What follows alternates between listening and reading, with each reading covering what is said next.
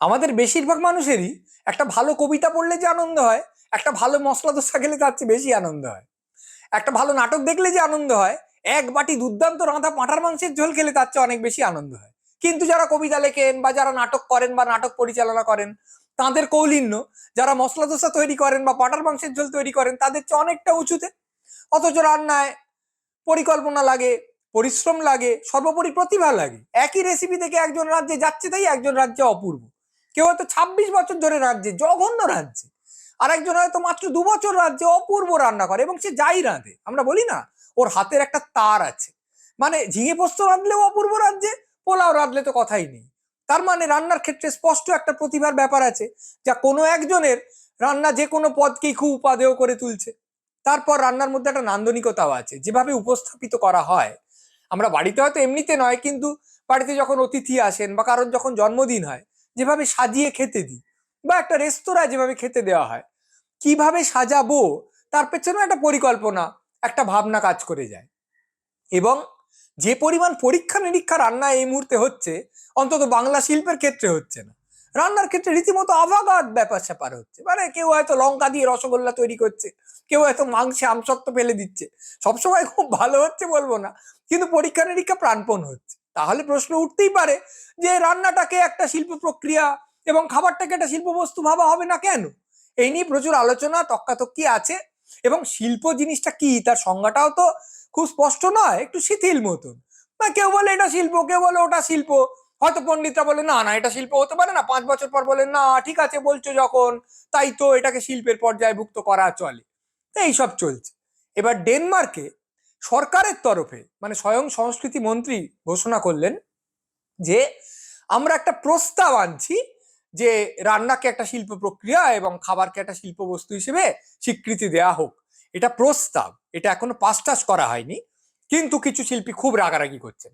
তার প্রধান কারণ নিশ্চয়ই যে সরকারের থেকে তো শিল্পীকে কিছু ফান্ড দেওয়া হয়, একটা ফান্ডিং তো করা হয় যে ঠিক আছে এবছর এই 5 জন শিল্পীকে আমরা এই টাকা দেব, তারা যাতে এই বছরটা কোনো রকম চিন্তা ভাবনা না করে শুধুমাত্র নিজের শিল্পে মনোনিবেশ করতে পারে। তার দিন হয়তো কবিকে দেয়া হচ্ছে, চলচ্চিত্রকারকে দেয়া হচ্ছে, চিত্রকরকে দেয়া হচ্ছে, হেন তেন একজন ভাস্করকে দেয়া হলো, এইভাবে জিনিসটা চলছে। এবার যদি দুজন রাঁধুনি ফান্ডিংটা পেয়ে যান, তাহলে তো আমরা যাদের শিল্পী বলি সেরকম দুজন কম পড়ে যাবে। ফলে শিল্পীদের খুব লেগেছে এটা কি হচ্ছে। তারা বলছেন দাঁড়াও দাঁড়াও, আরে বাবা রান্নার মধ্যে দিয়ে ঠিক আছে রান্না হলো ভাল লাগলো আমি বুঝলাম, কিন্তু একটা শিল্পের মধ্যে দিয়ে তো একটা বক্তব্য প্রকাশিত হয়, একটা ভাবনা প্রকাশিত হয়, অন্তত একটা আবেগ তৈরি হয়। তা তোমার চিংড়ি মাছের মালাইকারির মধ্যে কি বক্তব্য প্রকাশিত হয় বাবু? এরকম তো হয় না যে তুমি একটা জিনিসে খুব ঝাল দিয়ে দিলে তারপর বললে যে সমাজের প্রতি আমার যে প্রকাণ্ড ক্রোধ আমি তা প্রকাশ করলাম। একটা জিনিসকে যাচ্ছে তাই তেতো করে দিয়ে বললে জীবনের একটা জঘন্য তিক্ত ব্যাপার আছে, আমার একটুও ভাল লাগে না জীবন, আমি সেই হতাশাটা এটার মধ্যে দিয়ে প্রকাশ করলাম। এসব তো হয় না।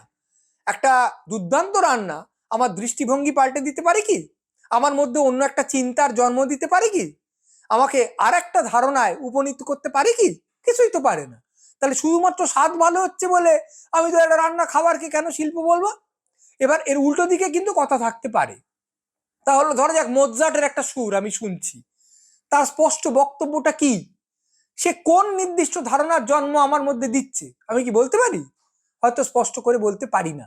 এমনকি কিসে আমার ভাল লাগছে, হঠাৎ এই সুরটা আমি বারবার শুনছি কেন, আমি তা জানিও না, বুঝতে পারছি না।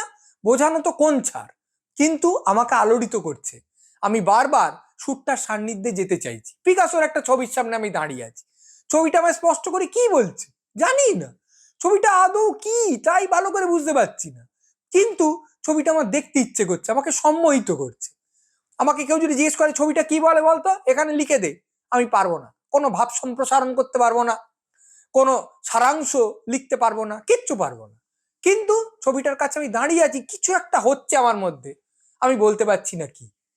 একটা সিনেমা আমি দেখলাম, পরপর কতগুলো দৃশ্য, কিন্তু পরস্পর সংলগ্ন নয়।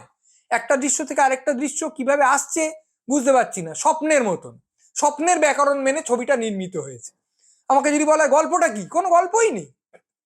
একজন নায়ক বা নায়িকা এখানে গেল, তারপর এটা হলো, এটা মনে হলো, কিচ্ছু আমি বুঝতে পারছি না। কিন্তু একটা স্বপ্ন যেভাবে আমাকে আচ্ছন্ন করে রাখে, ওই শিল্পটা আমার সেভাবে প্রভাবিত করছে। আমি বারবার সিনেমাটা দেখতে চাইছি। অনেকে বলেন মহত্তম শিল্প তাই যা কি বলছে, কেন বলছে আমি ভালো করে বুঝতে পারছি না, আমি স্পষ্ট করে ব্যাপারটায় আঙুল রাখতে পারছি না, কিন্তু তা আমার মধ্যে কিছু একটা জন্ম দিচ্ছে, কি জন্ম দিচ্ছে তাও আমি জানি না, কিন্তু সেই জন্ম দিচ্ছে যেটা, সেটার বশে আমি বারবার শিল্পটার দিকে ছুটে যাচ্ছি, সেটা একটা ঘোর তৈরি করে দিচ্ছে, একটা নেশা তৈরি করে দিচ্ছে। তা রান্না আমার মধ্যে এমন একটা প্রসন্নতা তৈরি করছে, শুধু তো জিভের আরাম দিচ্ছে না, হৃদয়ের একটা আনন্দ তৈরি করছে, যে আমি অমুক রাঁধুনির তমুক পদটার কাছে বারবার ছুটে যাচ্ছি। কেউ বলতে পারে তার রান্না তো এক্ষুনি খেলেই ফুরিয়ে যাবে, জীবনানন্দের কবিতা তো কোনোদিন ফুরবে না, এটা কোনো কাজের কথা নয়। সৌম্য মিত্রের অভিনয় আমি আর দেখতে পাবো না, তাতে প্রমাণিত হয় না যে সৌম্য মিত্র বড় অভিনেতা ছিলেন না, বা অভিনয় শিল্পে তার অবদান অবিশ্বাস্য নয়। এটা আর এক ধরনের শিল্প, এই হিসেবে আমাকে মেনে নিতে হবে। তাই নিয়ে তর্কাতর্কি চলবে, আলোচনা চলবে। ডেনমার্ক সত্যি সত্যি এই বিল পাস করতে পারবে কিনা আমরা জানি না, অন্যান্য দেশ এর অনুসরণ করবে কিনা তাও আমরা জানি না। আমরা শুধু এটুকু বলতে পারি যে আপনার বাড়িতে কেউ যদি খুব ভালো রাঁধে, আপনার মা কিংবা আপনার ছোট কাকু কিংবা আপনার কাজের মাসি, অবিলম্বে সামনের রবীন্দ্র জয়ন্তীতে তাকে বা তাদের প্রধান অতিথি করে দিন।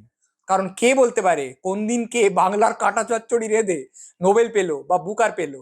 আপনি অন্তত বুক ঠুকে বলতে পারবেন, বাবু ফেসবুক পোস্ট দেখে নাও, আমি কিন্তু অনেক আগেই পথ দেখিয়েছিলাম।